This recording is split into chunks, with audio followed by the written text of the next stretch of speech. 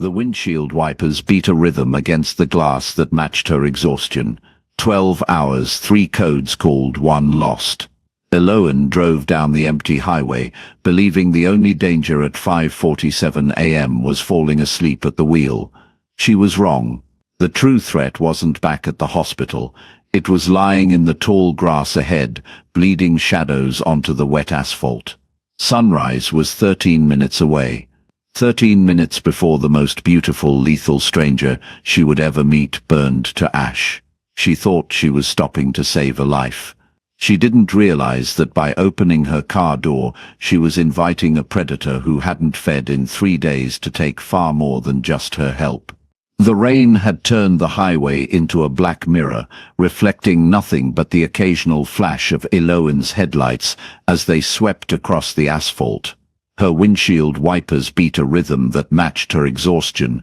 12 hours at the hospital, 3 codes called, 1 lost. The metallic taste of adrenaline still clung to the back of her throat as she drove, her scrubs damp with sweat beneath her jacket.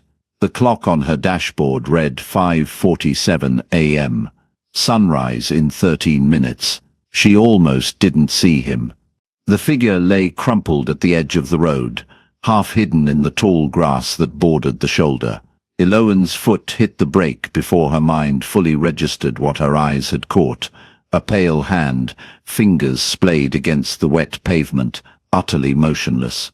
The car fish-tailed slightly as she pulled over, gravel crunching beneath her tires. Her hands trembled as she killed the engine. Every instinct screamed at her to drive on, to call 911 from a safe distance. But she'd taken an oath. She'd held dying hands and whispered comfort into fading ears, and she wouldn't leave someone bleeding out on a lonely stretch of highway. The rain soaked through her clothes the moment she stepped out. Cold needles against her skin, the smell of wet earth and something else. Something metallic and wrong. She fumbled for her phone, the flashlight beam cutting through the pre-dawn darkness as she approached. He was beautiful. The thought arrived unbidden, inappropriate, but undeniable.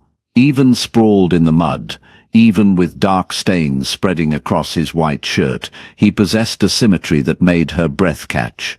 His face was all sharp angles and aristocratic lines, framed by black hair that clung to his temples. His skin held a pallor that went beyond shock, marble white, luminous even in the weak light. Eloan dropped to her knees beside him, her fingers finding his throat. His skin was ice. No pulse. She pressed harder, searching, and felt it, a flutter so faint it might have been her imagination, once every 5 seconds. Impossible. No one survived with a heart rate that slow. His eyes snapped open. Not brown, not blue, amber like backlit honey, and fixed on her face with an intensity that froze her in place. His lips parted, and she saw his chest heave with the effort of drawing breath. "Please," the word came out as a rasp, barely audible over the rain. His hand shot out and gripped her wrist with surprising strength. "The sun, I cannot. You must help me. I'm a nurse. Don't try to move. I'm calling." "No." The word cracked like a whip. His fingers tightened, and she felt the tremor running through him. No hospitals, no authorities. The sun rises in minutes. If you leave me here, I die. If you call them, I die. Please. Eloan's training warred with the primal warning bells clanging in her skull. His grip was wrong, too strong for someone who should be in shock. His eyes were wrong, pupils blown wide, catching the light like an animal's. Everything about this was wrong. But he was dying. She made her decision in the space between heartbeats. "My car, can you walk?" He tried to rise and collapsed back with a sound that might have been a laugh or a sob. No. Eloan was strong. Years of lifting patience had built muscle beneath her slight frame. But he was deadweight as she hooked her arms under his shoulders. She dragged him across the gravel, his expensive shoes leaving tracks in the mud. He was tall, easily 6'2", and every inch of him radiated that unnatural cold. The sky was lightening, grey bleeding into the black at the horizon. She got him into the back seat, his long limbs folding awkwardly, his head lolling against the window. Blood smeared across the leather, too dark, almost black in the dim light. The smell of it filled the car, copper and something sweeter, like overripe fruit. She gasped, throwing herself into the driver's seat. "Where can I take you?" Away from the light, his voice was fading, each word an obvious effort. Anywhere dark, basement, underground. Eloan's mind raced through options. Her apartment was 4th floor, east-facing, flooded with morning sun. The hospital was impossible. Her parents lived 2 hours away, but there was, I know a place. She gunned the engine and pulled back onto the highway, her speedometer climbing past 80. In the rearview mirror, she could see him sprawled across the back seat, one arm thrown over his eyes. His chest barely moved. The old church sat 3 miles off the main road, abandoned for a decade after the congregation had moved to a newer building in town. Eloan had explored it once as a teenager, drawn by the Gothic architecture and the rumors of ghosts. She remembered the stone steps leading down to the crypt, the cool darkness that never quite lifted. The sky was pink now. Streaks of gold painted the clouds. She took the turn too fast, her tires screaming, branches scraping against the car's sides as she navigated the overgrown driveway. The church loomed ahead, its steeple a dark silhouette against the brightening sky. She skidded to a stop by the side entrance, killed the engine, and twisted around. "We're here. Can you?" He was convulsing. Thin wisps of smoke rose from his exposed skin where the first rays of sunlight had found him through the window. The smell of burning flesh filled the car, acrid and nauseating. His back arched, and the sound that tore from his throat was inhuman, a keening wail that raised every hair on Eloan's body. She lunged into the back seat, throwing her body over his, blocking the light with her own shadow. Her hands found the emergency blanket she kept in the back, the metallic fabric crinkling as she wrapped it around him, covering every inch of exposed skin. "Hold on. Just hold on." She dragged him from the car, and this time he helped, his movements jerky and desperate. The church door was locked, but the wood was rotted. Eloan threw her shoulder against it once, twice, and it gave way with a crack that echoed through the empty sanctuary. The darkness inside was absolute. She pulled him across the threshold and kicked the door shut behind them, cutting off the golden light that was flooding the world outside. They collapsed together on the stone floor, both gasping, her heart hammering against her ribs. Silence, darkness, the smell of dust and decay. Slowly, Eloan unwrapped the blanket from his face. In the shadows, his eyes found hers, and she saw them clearly now, amber irises surrounding pupils that had contracted to vertical slits. His lips pulled back, and there, unmistakable in the dim light filtering through the stained glass windows, were fangs, long, curved, sharp enough to tear. He smiled, and it was terrible and beautiful all at once. "Thank you," he whispered, "for saving my life." The stone floor pressed cold and unforgiving against Eloan's knees. Her breath came in ragged gasps that echoed off the vaulted ceiling, each inhale drawing in air thick with centuries of accumulated dust, and the faint, sweet rot of forgotten prayers. The metallic blanket lay crumpled between them, catching what little light filtered through the stained glass windows, fragments of crimson and azure that painted Thaddeus's face in shifting shadows. His smile faded slowly, like a candle guttering out. The fangs remained visible, pressing against his lower lip as he studied her face with an intensity that made her skin prickle.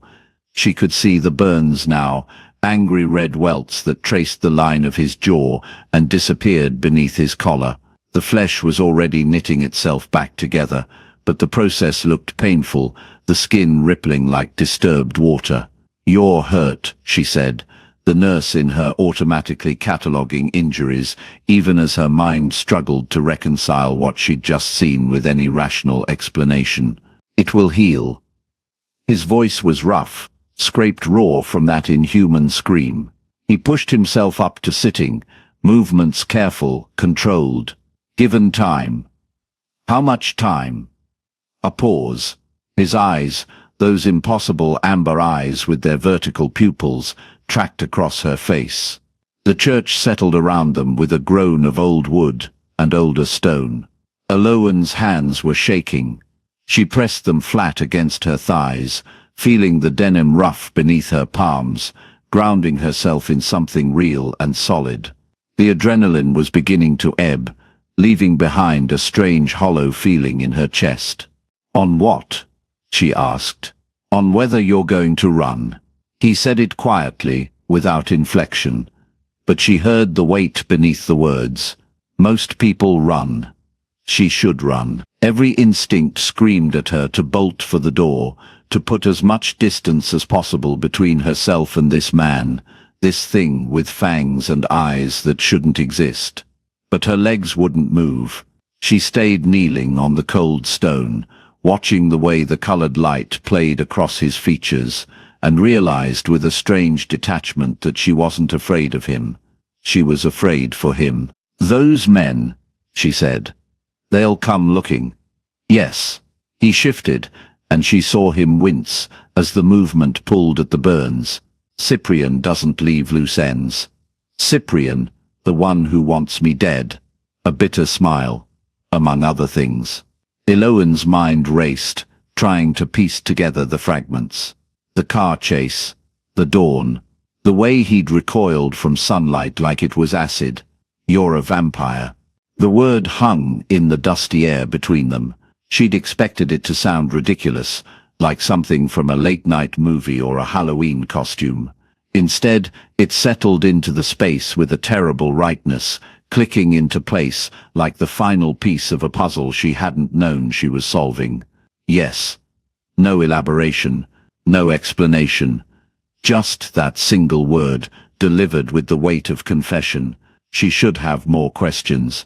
Should demand answers, proof, something to make sense of the impossible. But her mind snagged on something else entirely. "You said thank you." His expression shifted, something almost like surprise flickering across his features. "I did. For saving your life." She wrapped her arms around herself, suddenly cold despite the summer heat that was beginning to seep through the church walls as the sun climbed higher. "Do vampires usually thank people?" "No." He moved closer, just a fraction, testing. When she didn't pull away, he reached out and touched her hand where it rested on her knee. His fingers were cool but not cold, and she could feel the faint tremor running through them. "We usually take what we need and disappear. We don't form attachments. We don't—" He stopped, jaw tightening. "We don't let humans risk themselves for us." "Then why did you let me?" The question seemed to catch him off guard. His thumb traced a small circle on the back of her hand, an absent gesture that sent warmth spreading up her arm. "I don't know," he said finally.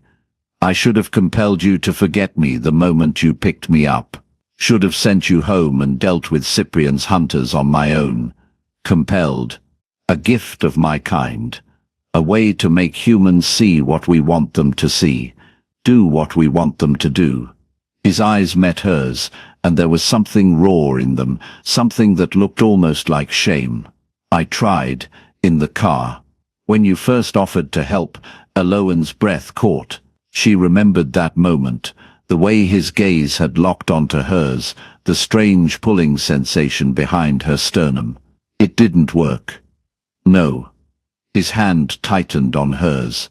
"It didn't, and I don't know why." The church groaned again, and somewhere in the rafters a bird took flight, wings beating against the stale air. Eloin looked down at their joined hands, his pale fingers threaded through her darker ones, and felt something shift in her chest. Not fear. Not anymore. Something else. Something that felt dangerously like recognition. The burns, she said, forcing herself back to practical matters. They're healing. But slowly. You need. She stopped, the realization hitting her with physical force. You need blood. His hand went very still on hers. Yes. How long has it been since you fed? A muscle jumped in his jaw. 3 days. Cyprian made sure of that. Weakened me before he set his trap. 3 days. Eloin's medical training kicked in automatically, calculating blood volume and metabolic needs, even as her mind reeled at the impossibility of applying human physiology to whatever Thaddeus was. You won't heal properly without it. The burns will take too long, and if those men find us, they will find us. He said it with certainty. No room for hope. It's only a matter of time. This church won't hide us forever. The light through the stained glass had shifted, painting the floor in pools of ruby and sapphire. Eloin stared at those colors, at the way they bled into each other at the edges, and made a decision that felt both insane and inevitable. Then take mine. The silence that followed was absolute. Even the bird in the rafters went quiet. No, Thaddeus pulled his hand back, and the loss of contact felt like a physical blow. Eloin, no. You need blood to heal. I'm offering. You don't understand what you're offering. He stood abruptly, moving away from her with a speed that made her head spin. One moment he was beside her, the next he was across the sanctuary, pressed against the far wall like he was trying to put as much distance between them as possible. Feeding it's not like a blood transfusion. It's intimate. I know what it is. She rose to her feet, legs unsteady beneath her. The stone floor was gritty under her shoes as she crossed toward him. I've read the stories, seen the movies. Stories. He laughed, a harsh sound that held no humor. Movies. You think you know, but you don't. When I feed, I'll feel everything you feel. Your fear, your desire, your... He stopped, jaw clenching. And you'll feel me, what I am, what I've done. 450 years of death and darkness, all of it pouring into you through that connection. 450 years, the number should have been impossible to process, but Eloin found herself accepting it with the same strange calm that had settled over her since they'd crashed through the church door. Will it hurt? No. The word came out rough. It will feel. He turned away, shoulders rigid beneath his torn shirt. It will feel good. Too good. That's the danger. That's why you should run while you still can. But she didn't run. She closed the distance between them until she was close enough to feel the unnatural coolness radiating from his skin, close enough to see the way his hands were clenched into fists at his sides. Thaddeus. He flinched at the sound of his name. Don't. Look at me. Slowly, as if it cost him something, he turned.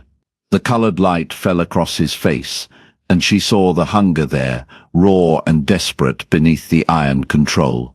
His pupils had dilated until only a thin ring of amber remained, and she could see the fangs pressing against his lower lip. Longer now. Sharper. I'm choosing this, she said quietly. Not because you compelled me. Not because I don't understand, but because you saved me first, back in that car. You could have run, could have left me to face those men alone, but you didn't. That's different. How? He opened his mouth, closed it. She watched him struggle for words, this ancient creature who'd lived longer than her great-grandparents, and saw something in his expression that looked achingly human. Because... he said finally, I can't remember the last time someone looked at me the way you're looking at me right now. And how am I looking at you? Like I'm worth saving. The words hung between them, fragile and profound, Eloan reached up and touched his face, feeling the coolness of his skin, the faint tremor that ran through him at the contact. The burns were still visible, angry red marks that would take hours to heal without help. Hours they didn't have. "You are worth saving," she said. "So let me." For a long moment he didn't move. Then, slowly, his hand came up to cover hers where it rested against his cheek. "If we do this," he said, voice low, "there's no going back. The bond, it doesn't break easily. You'll carry a piece of me with you. Always. Then I'll carry it." Something in his expression cracked. The control he'd been maintaining so carefully slipped, and she saw the want beneath it, fierce and consuming. His hand slid from her cheek to the back of her neck, fingers tangling in her hair, and he pulled her closer with a gentleness that belied the hunger in his eyes. "Tell me to stop," he whispered against her temple. "Tell me you've changed your mind." But she didn't. Instead, she tilted her head, exposing the line of her throat, and felt his breath ghost across her skin. Cool. Steady. Nothing like the racing of her own pulse. "I trust you," she said, and meant it. The first touch of his lips against her neck was feather-light, almost reverent. He traced the line of her jugular with his mouth, and she felt the scrape of fangs, sharp enough to draw blood with the slightest pressure. Her heart hammered against her ribs, but it wasn't fear that made her pulse race. It was anticipation. Eloan. Her name was a prayer and a warning. "Last chance. Stop talking," she said, "and bite me." He did. The pain was brief, a bright spark that flared and vanished almost instantly. Then came the pleasure, rolling through her in waves that made her knees buckle. He caught her, one arm banding around her waist, holding her upright as he drank. She could feel it, the pull of her blood leaving her body, but it didn't feel like loss. It felt like connection, like a circuit completing, electricity arcing between them with every swallow. And then she felt him. Not just his physical presence solid and cool against her, but his mind, his essence, bleeding into hers through that point of contact. 450 years of memory crashed over her in fragments, a castle on a cliff, its stones dark with rain, a woman's face beautiful and cruel, smiling as she turned away, the weight of a crown heavy with responsibility and blood, the endless aching loneliness of immortality. And beneath it all, threading through every memory like a golden thread, was desire for her, for this moment, for the impossible connection forming between them with every heartbeat. She gasped, fingers digging into his shoulders, and felt him respond, the arm around her waist tightening as he pulled her flush against him. The world narrowed to the point where they touched, where her blood flowed into him and his darkness flowed into her, and she understood with sudden clarity what he'd meant about intimacy. This wasn't just feeding. This was merging. This was knowing someone in a way that went beyond words, beyond thought, straight to the core of what they were. When he finally pulled back, she made a sound of protest, and he gentled it with a kiss against the puncture marks, his tongue sealing the wounds with something that made her skin tingle. She swayed, dizzy, and he caught her, lowering them both to the floor with a care that made her chest ache. "Eloan." His voice was different now, stronger, and when she forced her eyes open, she saw that the burns were gone. His skin was smooth and unmarked, the color returning to his face. "Are you all right?" Was she? She felt lightheaded, wrung out, but also strangely energized, like she'd touched a live wire and survived. "I'm fine," she managed. "You? Better than fine." He cupped her face in both hands, and she saw wonder in his expression, raw and unguarded. "I can feel you, inside me. Your warmth, your strength. How is that possible?" "You tell me. You're the 450-year-old vampire." A laugh, surprised and genuine. "I've fed from thousands, but I've never felt this. Never felt." He stopped, thumb brushing across her cheekbone. You're extraordinary. The moment stretched between them, heavy with possibility. Then from outside came the sound of an engine. Close. Too close. Thaddeus's head snapped up, every muscle in his body going taut. They're here. Eloan's blood went cold. How many? 4. Maybe 5. He was on his feet in an instant, pulling her up with him. Cyprian's grey guard. Elite hunters. They won't stop until we're both dead. Then we run. Where? He gestured at the church around them. We're surrounded by daylight.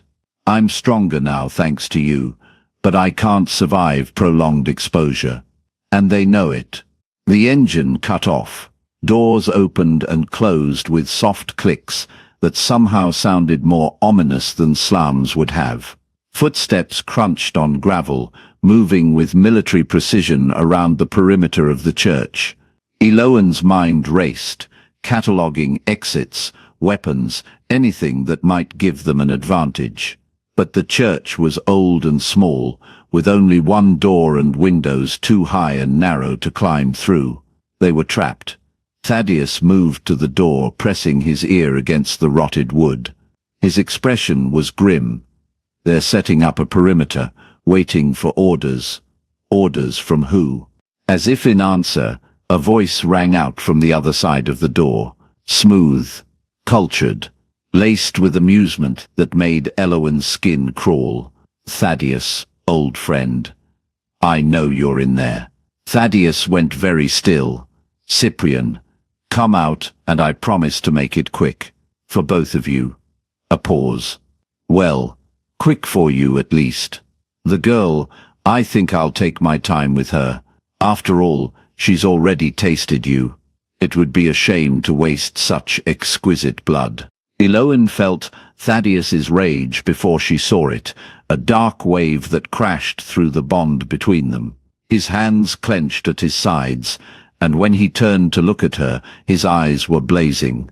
He's not touching you, he said, voice deadly quiet. I don't care what it costs.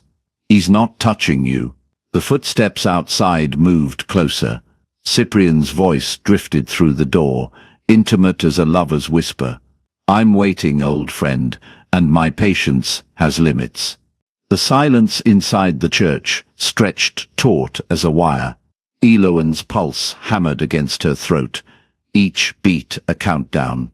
Through the warped wood of the door, she could hear Cyprian's breathing, slow, measured, savoring the moment like fine wine.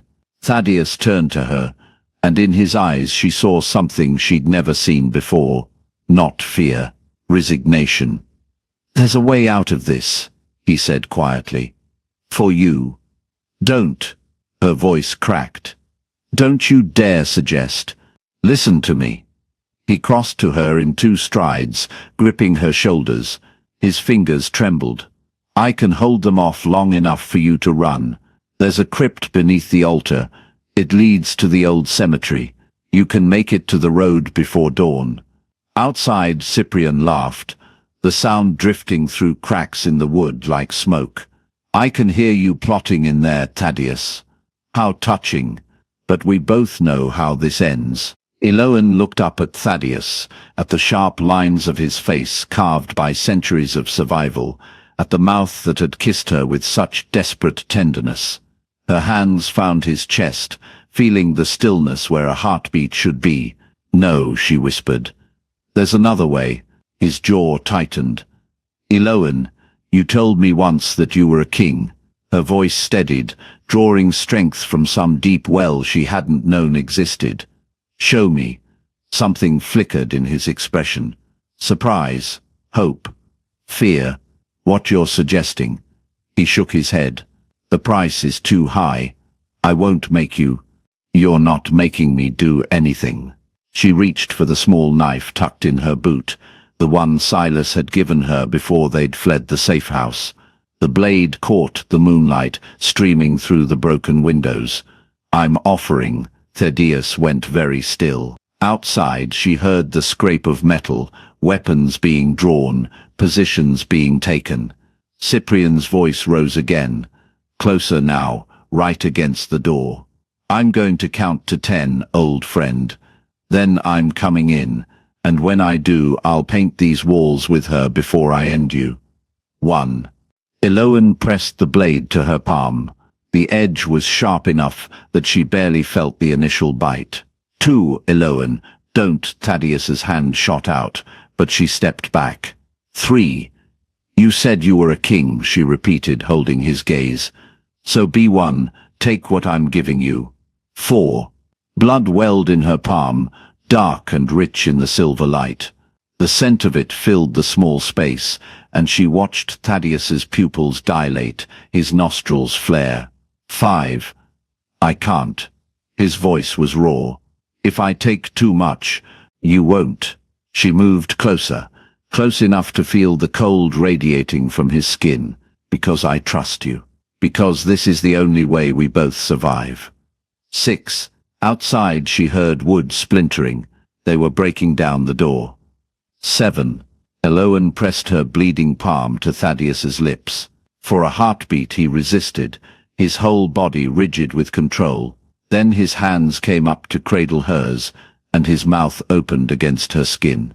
The first pull of his lips sent lightning through her veins. Not pain, something else entirely. Power flowing out of her, and into him, a circuit completing. She felt his tongue against her palm, felt the gentle scrape of fangs, and then the world tilted. Heat bloomed in her chest, spreading outward. Her knees buckled, but Thaddeus caught her, one arm banding around her waist as he drank. She could feel him changing, the coldness of his skin warming, his grip strengthening. Through the haze, she saw shadows gathering in the corners of the church, drawn to him like iron filings to a magnet. 10. The door exploded inward. Cyprian stood framed in the doorway, flanked by 6 grey guard, their silver weapons gleaming. His smile was triumphant, predatory, until he saw Thaddeus. Thaddeus lifted his head from Eloan's palm, and she felt the change in him like a physical force. His eyes had gone completely black, no white remaining, and when he smiled, his fangs were longer, sharper than she'd ever seen them. Hello, Cyprian. His voice resonated with harmonics that made the air vibrate. It's been a long time since I wore my crown. The temperature in the church plummeted. Frost spread across the stone floor in crystalline patterns, and the shadows in the corners began to move, to writhe, taking on shapes that hurt to look at directly. One of the grey guard took a step back, then another. Cyprian's face had gone pale. That's impossible. You swore you'd never feed from a willing vessel. Thaddeus's smile widened. I lied. He released Eloan gently, making sure she could stand, then turned to face the intruders. The shadows followed him, coiling around his shoulders like living smoke. Kneel, he said softly. It wasn't a request. The word carried weight, authority that pressed down like a physical thing. Eloan felt it even through their bond, the sheer force of will, the power of a king who had ruled for centuries before choosing exile. The grey guard dropped as if their strings had been cut, weapons clattering to the stone. They fought it. She could see the strain in their faces, the cords standing out in their necks, but their bodies wouldn't obey them. Only Cyprian remained standing, though his legs shook with the effort. You can't, he gasped. The sun, it's almost dawn, even with her blood. You can't what? Thaddeus moved forward, each step measured, deliberate. Can't reclaim what was always mine. Can't punish those who thought my mercy was weakness. The shadows surged forward, wrapping around the grey guard like serpents. Their screams were brief, cut off as the darkness consumed them. Eloan watched, transfixed and horrified, as 6 warriors simply ceased to exist, their bodies dissolving into ash that scattered across the frost-covered floor. Cyprian fell to his knees. Please, he whispered. Thaddeus, please. You threatened her. Thaddeus's voice was empty of emotion now, cold as the grave. You threatened to take your time with her, to waste her exquisite blood. He crouched in front of Cyprian, and Eloan saw the usurper's face contort with terror. I want you to understand something, Thaddeus continued quietly. She is mine, not as a possession, not as prey. She is my queen, my equal, and under my protection. And you, he reached out, almost gently, and touched Cyprian's forehead with one finger. You are nothing. Cyprian's scream echoed through the church as his body began to age, centuries of stolen time catching up in seconds. His skin withered, his hair whitened and fell out in clumps, his eyes sinking into their sockets. In moments, there was nothing left but a desiccated husk that crumbled to dust. The shadows receded. The frost melted. Thaddeus stood slowly, his shoulders sagging as the power drained out of him. Eloan moved to his side, wrapping her uninjured hand around his. He looked down at her, and his eyes were their normal silver again, filled with exhaustion and something that might have been shame. I'm sorry you had to see that, he said hoarsely. She squeezed his hand. I'm not. Through the broken doorway, the sky was beginning to lighten, purple fading to grey. Thaddeus glanced at it, then at her. We need to go. The crypt will be dark enough, she finished. Come on. They descended into the earth together, her blood still warm on his lips, his hand steady in hers. Behind them, the first rays of dawn touched the abandoned church, illuminating the ash scattered across ancient stone. In the darkness beneath, Eloan leaned against Thaddeus's chest, feeling the new warmth there, her warmth, her life, shared and transformed into something neither quite human nor vampire, but wholly theirs. What happens now? She whispered. His arms tightened around her. Now we disappear. Let the others think their king is dead. Let them build their new order. He pressed his lips to her hair, and we build ours. Above them, the world turned toward morning. Below, in the quiet dark, two hearts beat as one living, one borrowed, both belonging to each other completely.